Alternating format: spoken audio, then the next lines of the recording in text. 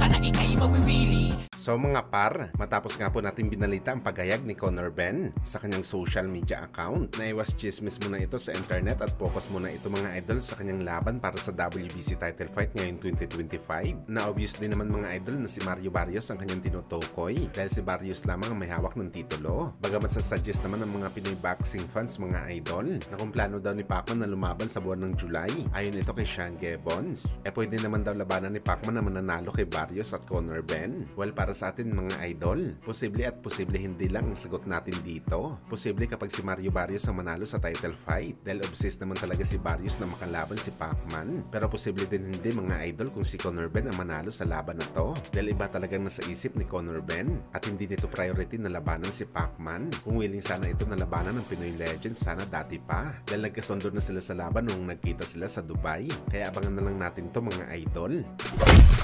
Samantala marami naman ng mga boxing fans at mga experts ang napikon sa current super middleweight champion Canelo Alvarez matapos pumutok ang balita kamakailan lamang na posible daw nito mga idol labanan si Terence Crawford para sa schedule na laban nito sa Mayo 15. Although nakitaan ng mga boxing fans mga idol na mismatch ang laban ni Crawford at Canelo, pero masaya sila mga idol dahil dalawang pound per pound boxer ang maglalaban sa ibabaw ng boxing ring. Bagamat marami naman ang tumaas ang kilay mga idol matapos lumabas ang report sa Boxing News 24 kahapon na ayon sa kampo ng IBF Super Middleweight Champion William Skull, kinukumpirma nila mga idol na nakikipag-usap daw ang kampo ni Canelo sa kanila para maikasa ang kanilang undisputed fight sa Mayo. Sadyang pinagloloko lang daw talaga mga idol ni Canelo ang mga boxing fans. Una, magpapalabas daw ito sa social media ng laban sa talagang abangan ng mga boxing fans, kalaban na malakas na kalaban. Pero ang ending pala mga idol, pipitsugin pa rin ng kanyang kakalabanin sa huli. Mas pinipili pa rin ni Canelo mga idol na lumaban para maging two-time undisputed champion sa 168 pounds, kalaban ng hindi kilalang fighter, kaysa sa may pangalan. At bukod dito, paldo rin ang kanyang tatanggapin na salapi sa laban kay Crawford.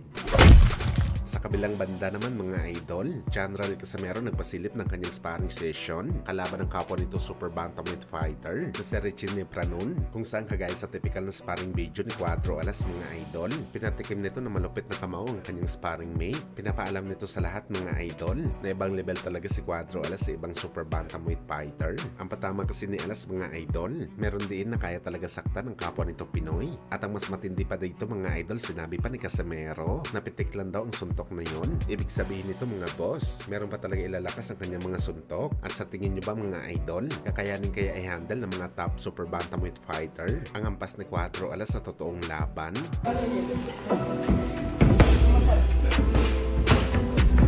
Oh!